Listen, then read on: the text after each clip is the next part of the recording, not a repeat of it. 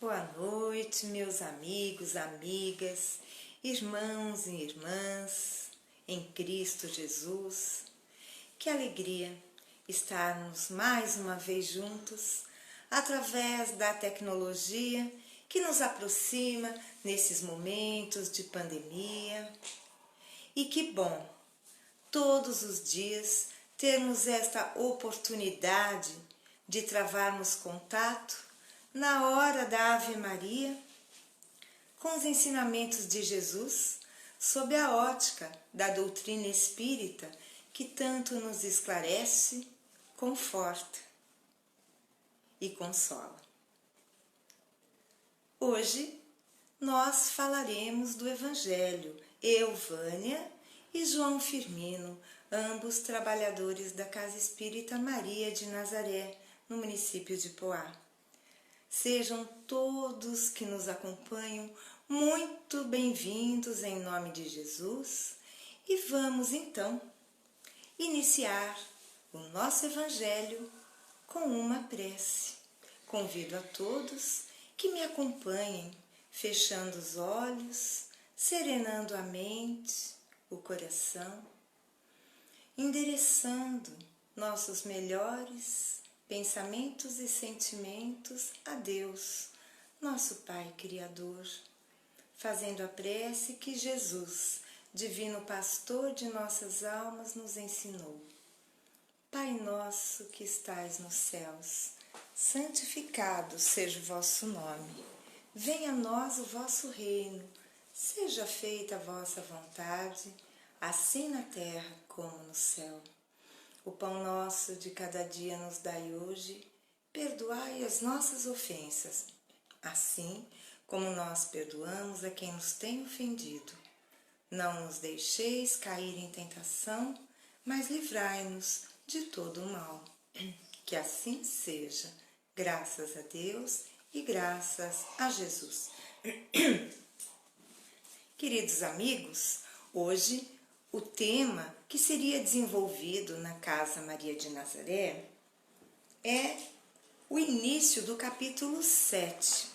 O capítulo 7, ou 7º, de O Evangelho segundo o Espiritismo, tem como tema Bem-aventurados os pobres de espírito.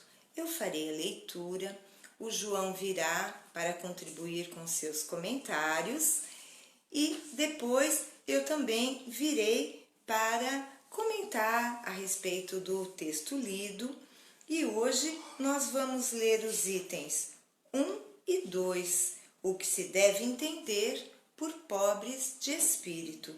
Então, capítulo 7, itens 1 e 2. Fica a sugestão para quem não estiver com o livro, com o Evangelho agora, pode depois fazer uma releitura para melhor fixar os ensinamentos que Jesus nos traz através da contribuição também dos espíritos superiores. O que se deve entender por pobres de espírito? Bem-aventurados os pobres de espírito, porque deles é o reino dos céus. A incredulidade se diverte com esta máxima. Bem-aventurados os pobres de espírito, como com muitas outras que não compreende. Por pobres de espírito, entretanto, Jesus não entende os tolos, mas os humildes, e diz que o reino dos céus é destes, e não dos orgulhosos. Os homens cultos e inteligentes, segundo o mundo, fazem geralmente tão elevada opinião de si mesmos e de sua própria superioridade que consideram as coisas divinas como indignas da sua atenção. Preocupados somente com eles mesmos, não podem elevar o pensamento a Deus.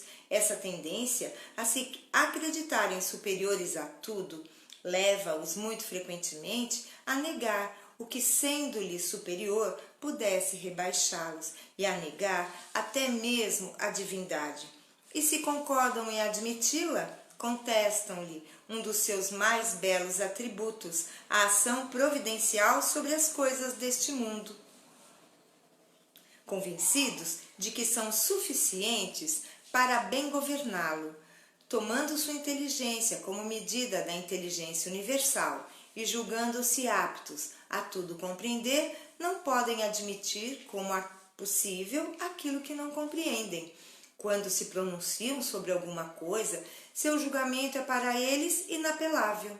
Se não admitem um mundo invisível e um poder extra-humano, não é porque isso esteja fora do seu alcance, mas porque o seu orgulho se revolta à ideia de alguma coisa a que não possam sobrepor-se e que os faria descer de seu pedestal. Eis porque só tem sorrisos de desdém por tudo que não seja do mundo visível e tangível. Atribuem-se demasiada inteligência e muito conhecimento para acreditarem em coisas que, segundo pensam, são boas para os simples, considerando como pobres de espírito os que levam a sério. Entretanto, digam o que quiserem, terão de entrar, como os outros, nesse mundo invisível que tanto ironizam. Então seus olhos se abrirão e reconhecerão o erro. Mas Deus, que é justo, não pode receber da mesma maneira aquele que desconheceu o seu poder e aquele que humildemente se submeteu às suas leis, nem aquinhoá-los por igual. Ao dizer que o reino dos céus é para os simples, Jesus ensina que ninguém será nele admitido sem a simplicidade de coração e a humildade de espírito, que o ignorante que possui essas qualidades será preferido ao sábio, que acreditar mais em si mesmo do que em Deus. Em todas as circunstâncias, ele coloca a humildade entre as virtudes que nos aproximam de Deus e o orgulho entre os vícios que dele nos afastam. E isso por uma razão muito natural, pois a humildade é uma atitude de submissão a Deus, enquanto o orgulho é a revolta contra ele. Mas vale, portanto, para a felicidade do homem ser pobre de espírito, no sentido mundano, e rico de qualidades morais. Este é o texto. Convido agora o João Firmino para trazer a sua contribuição para todos nós.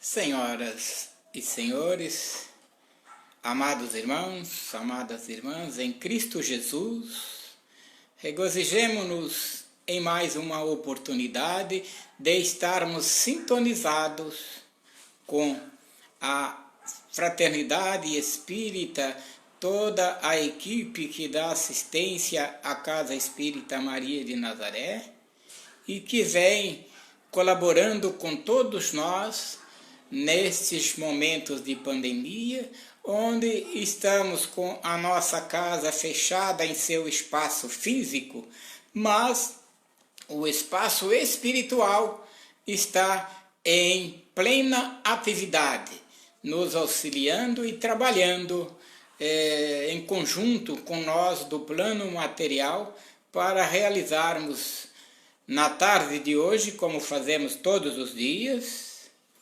o nosso encontro espiritual, a nossa atividade. Pois bem, hoje nós estamos no capítulo 7 do Evangelho de Jesus, que tem como título Bem-aventurados os pobres de espíritos. Na nossa sociedade é muito comum rotularmos como pobre de espíritos as criaturas, os tolos, os humildes, os simples, aqueles que não têm um discernimento a contento para alguns assuntos abordados no nosso cotidiano.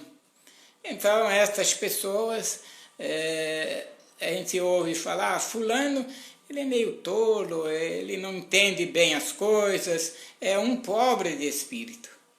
Mas não é nesse contexto e nesta visão que Jesus se referiu na época em que esteve aqui encarnado, vivenciando o seu evangelho na nossa terra e nos ensinando como deve ser o nosso comportamento perante a sua palavra perante os ensinamentos de Deus e hoje de acordo com a doutrina espírita, o Consolador prometido por Jesus e que hoje está atuante na nossa sociedade e vem a passos firmes e seguros com o objetivo de nos conduzir ao reino de Deus. Pois bem, na época em que Jesus vivenciou esses ensinamentos, era tido como pobre de espírito, principalmente para os herodianos que tinha em Herodes o seu rei maior, para os fariseus hipócritas, para os saduceus orgulhosos, para os romanos prepotentes. Pobre de espírito eram as pessoas tolas. E Jesus demonstrou, ensinou e vivenciou com essas criaturas, porque para o Mestre Jesus, os espíritos pobres ou os pobres de espírito, que têm uma boa diferença, não vou entrar neste mérito agora, um do outro, mas para os pobres de espírito da época a que Jesus se referia, eram as criaturas simples, aquelas desprovidas de orgulho, de presunção, de hipocrisia, e que vinha à busca dos seus ensinamentos com o objetivo de se inteirar dessa verdade e libertar-se, né, do orgulho, do egoísmo, que eram os dois inimigos da sociedade, de todos nós, a que Jesus nos ensinou a combatermos, a estarmos previdentes e prevenidos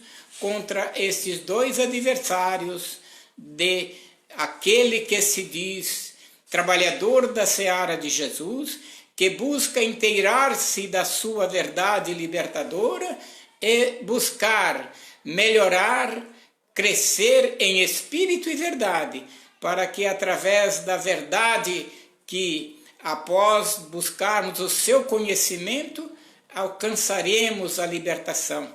Uma libertação do orgulho, libertarmos-nos da vaidade, libertarmos-nos, né, da hipocrisia, que são adversários ferrenhos e que não dão trégua. Eles estão diuturnamente atentos às nossas falhas, aos nossos delizes, para nos pegar de surpresa e retardar a nossa escala evolutiva em busca da instrução individual e espiritual, em busca do conhecimento que nos torna criaturas seguras, propensas a entendermos, vivenciarmos e praticarmos a lei de amor, a lei que Jesus exemplificou para nós e a lei suprema maior de Deus, que é aquela que realmente, após as conhecermos, conquistaremos a grande liberdade, a grande verdade que nos libertará, né? E nos conduzirá aos céus de Deus nosso Pai, santo, justo e bom, que assim agindo, assim procedendo, estaremos livres, aptos a estarmos com Jesus ao seu lado e pertencentes à sua equipe de trabalhadores da última hora, porque se nós analisarmos desde aqueles anos iniciais, lá dos primeiros primórdios do cristianismo nascente, já se foram aí mais de 18 séculos, já estamos vivenciando aí os limiares do terceiro milênio, já aptos a sermos trabalhadores do mundo de regeneração. Isso já está acontecendo. Então nós que ainda estamos aqui, reencarnados no planeta Terra, podemos nos considerarmos felizes como os trabalhadores da última hora, onde a sociedade está deixando já para o passado as condições de provas e expiações e já estamos nos candidatando a espíritos regenerados, onde seremos trabalhadores dos primórdios da civilização de regeneração, para estarmos ao lado de Jesus, contribuindo, trabalhando, amando e servindo uns aos outros, neste limiar de uma nova era, de um novo ciclo da nossa escalada evolutiva. Queridos irmãos, muita paz a todos, que Deus nos abençoe. Eu vou passar para a Vânia, que com certeza tem também algo muito importante, muito bom, uma mensagem preciosa para todos nós, nesta oportunidade que estamos abordando esse capítulo excelente.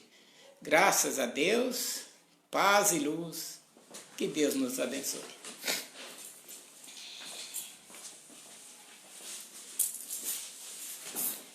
Queridos irmãos, dando continuidade ao tema de hoje, o que se deve entender por pobres de espírito, nós verificamos que Kardec era um professor, era um pedagogo, e a preocupação dele neste texto começa pelo título: O que se deve entender por pobres de espírito. Então, se ele coloca desta forma o que se deve entender, é porque certamente as pessoas confundiam este termo, pobre de espírito. Então Kardec tem essa preocupação em esclarecer, elucidar.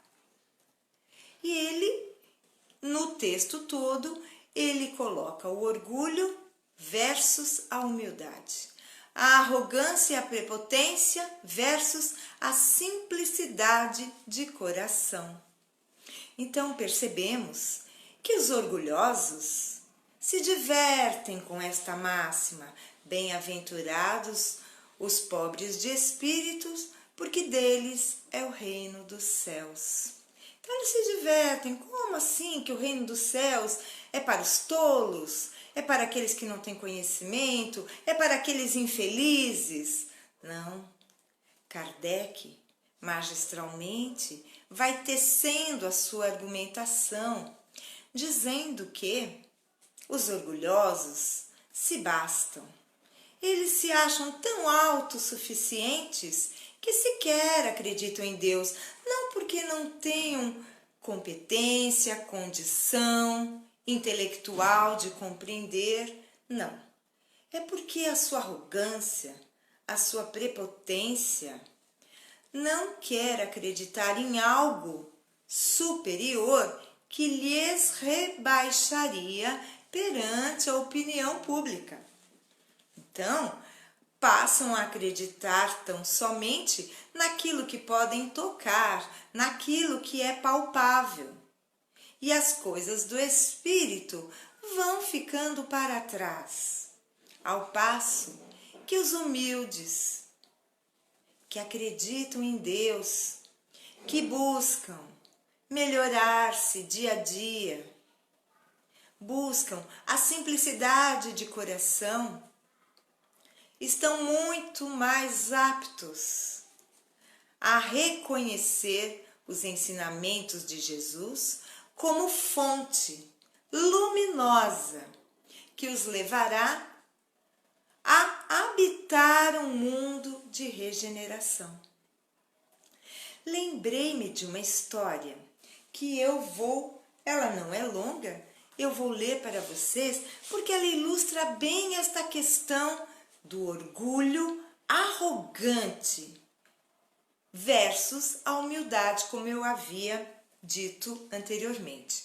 Essa história que eu vou contar, ela vai se passar dentro de um voo internacional. Acredito que muitos de vocês já a conheçam, mas ela é bem adequada para o tema que hoje estamos abordando, que é o orgulho versus a humildade.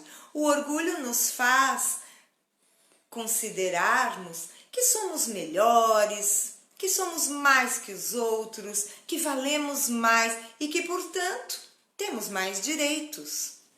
Vamos ouvir a história? Num voo internacional, uma senhora branca senta-se ao lado de um negro. Ela chama a aeromoça para se queixar. Qual é o problema, senhora? Pergunta a aeromoça. Mas você não está vendo? Responde a senhora. Você me colocou ao lado de um negro? Eu não consigo ficar ao lado de alguém tão repulsivo. Quero que me dê um outro assento. Por favor, acalme-se, diz a aeromoça. Quase todos os lugares deste voo estão tomados. Vou ver se há algum lugar na classe executiva ou na primeira classe. A aeromoça se afasta e volta alguns minutos depois. Minha senhora, explica a aeromoça, como eu suspeitava, não há nenhum lugar vago na classe econômica. Eu conversei com o comandante, que confirmou que não há mais lugar na executiva. Entretanto, ainda temos um assento na primeira classe. Antes que a megera pudesse responder algo, a aeromoça continuou. É totalmente inusitado a companhia conceder um assento de primeira classe a alguém da classe econômica, mas, dadas as circunstâncias, o comandante considerou que seria escandaloso que alguém seja obrigado a sentar-se ao lado de uma pessoa tão execrável. E dizendo isso, a aeromoça vira-se para o negro e diz: se o senhor quiser fazer o favor de pegar seus pertences, eu já preparei aquele assento na primeira classe para o senhor. E todos os passageiros ao redor que acompanharam a cena se levantaram e bateram palmas para a atitude da companhia.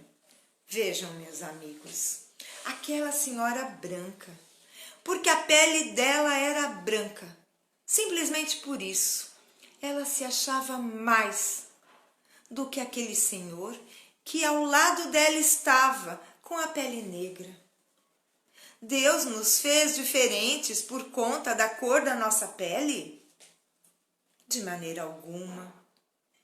Seja a nossa pele branca, negra, vermelha, como os nossos irmãos indígenas, amarela, como nossos irmãos asiáticos.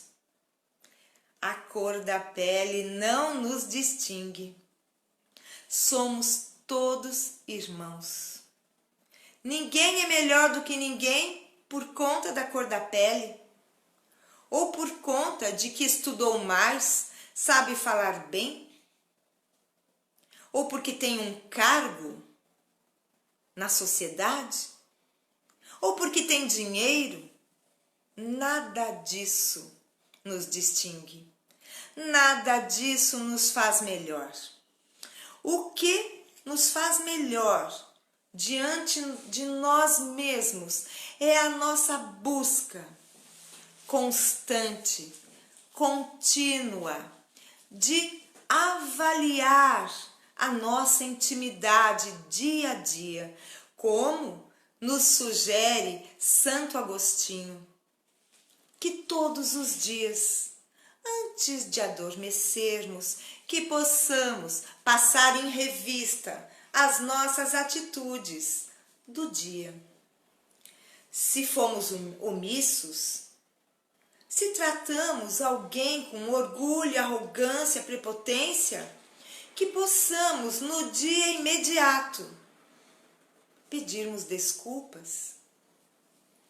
Temos sempre a oportunidade de nos corrigirmos, de fazermos com que as nossas atitudes orgulhosas sejam repensadas e que em seu lugar possamos, de fato, começarmos a sermos mais humildes, mais simples, reconhecermos as nossas limitações, as nossas dificuldades. Quem de nós não as tem? Somos todos tão diferentes, mas precisamos uns dos outros para evoluir, para viver. Aquele que diz eu não preciso de ninguém comete um grande equívoco. Quem de nós em sã consciência pode afirmar que consegue viver sozinho, sem precisar de ninguém? Nós nos vestimos, nós nos alimentamos, nós vivemos, temos um teto, mas precisamos de uma rede de pessoas que sustentam a nossa sobrevivência. Precisamos de alguém que faça a nossa roupa. Precisamos de alguém que plante aquilo que iremos comer. Então, que bobagem, que arrogância nos considerarmos isentos do auxílio do outro. Todos nós carecemos, sem exceção. Reconheçamos a infinita bondade do Pai, que ao criar entre as leis divinas a lei de sociedade, nos coloca uns ao lado dos outros para podermos seguir na nossa jornada. Alguns trabalham de uma forma, outros trabalham de outra. Uns são professores, outros são agricultores, outros são comerciantes, enfim, temos artistas, políticos, temos infinitas profissões, mas todas se entrelaçam. Porque, repito, precisamos uns dos outros. João Firmino e eu não estaríamos falando para nós mesmos se cada um de vocês aí do outro lado não estivessem conosco vibrando amorosamente. Nós não conseguiríamos expor o tema dessa noite. E agradecemos profundamente a cada um de vocês pelo carinho, pela presença amiga, a nos envolver em vibrações de paz, de amor, de luz. Queridos amigos, precisamos reconhecer com urgência que todos nós somos orgulhosos, em uma medida ou outra. Vamos trabalhar esta questão. Vamos reconhecer no nosso dia a dia como pautamos a nossa conduta. Vamos perdoar, vamos compreender que se eu erro, o outro também tem o direito de errar. Não sejamos tão severos no julgamento do outro e tão condescendentes com o julgamento de nós mesmos. É importante, meus amigos, perceber que nenhum de nós alcançará o reino da luz se não nos fizermos humildes e simples de coração. A felicidade, diz o texto, não se desenvolverá sem a humildade. Por mais que tenhamos bens materiais, sem humildade não há que se falar em felicidade real. Eu digo felicidade real, mas compatível com um planeta de provas e expiações no qual estamos vivendo. Nós não podemos ter aquela felicidade plena, absoluta, que está reservada aos espíritos que chegam aos reinos celestes. Não, mas nós podemos sim ter uma felicidade relativa a cada um de nós. Mas se nós não praticarmos a humildade, não trabalharmos a nossa melhoria íntima, não seremos nem relativamente felizes. Quando Kardec perguntou, e eu já comentei em lives anteriores, quando Kardec pergunta qual o conceito de felicidade, porque para cada pessoa a felicidade vem de uma maneira. Mas será que não haveria uma medida comum? É esta a pergunta de Kardec aos espíritos superiores. E eles afirmam e dividem a felicidade na parte material e a felicidade na parte moral. A parte material é quando temos o necessário para sobrevivermos, para vivermos com dignidade, com segurança. Mas na parte moral é a consciência tranquila. Como é que nós podemos ter a consciência tranquila se tratamos mal aqueles que nos cercam? Há pessoas que são amorosas, gentis, fora de casa, mas que tratam muito mal aqueles que com ela dividem o mesmo teto. Então, nós precisamos ser os mesmos, precisamos ser verdadeiros. O que somos lá fora, precisamos ser no nosso lar. E falando em lar, eu só gostaria de lembrar, porque o nosso tempo está se esgotando, eu gostaria de lembrar da importância da prática do Evangelho no lar.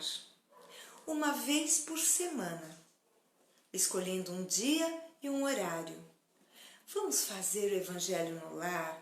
Aquele que tiver ainda dificuldade, pode entrar em contato conosco se não sabe como fazer. Nós teremos o maior prazer em passar aquilo que sabemos. Então, meus amigos, a prática do Evangelho no lar protege o lar e nos faz estudar o Evangelho, os ensinamentos de Jesus em família. Quer coisa melhor? Amigos queridos, estas eram as minhas considerações sobre o tema de hoje. Convido todos vocês agora novamente para que juntos possamos fazer as vibrações e a prece de encerramento neste sábado maravilhoso que nos une a todos, pelo canal do Facebook da Casa Espírita Maria de Nazaré. Graças a Deus, vamos vibrar, nos ligando à equipe espiritual da Casa Espírita Maria de Nazaré. Vibremos paz, harmonia, fé, equilíbrio, saúde a toda a humanidade terrena, a todos os nossos irmãos, aos nossos familiares queridos, aos nossos lares. Que a paz de Jesus permaneça em nossas mentes e corações.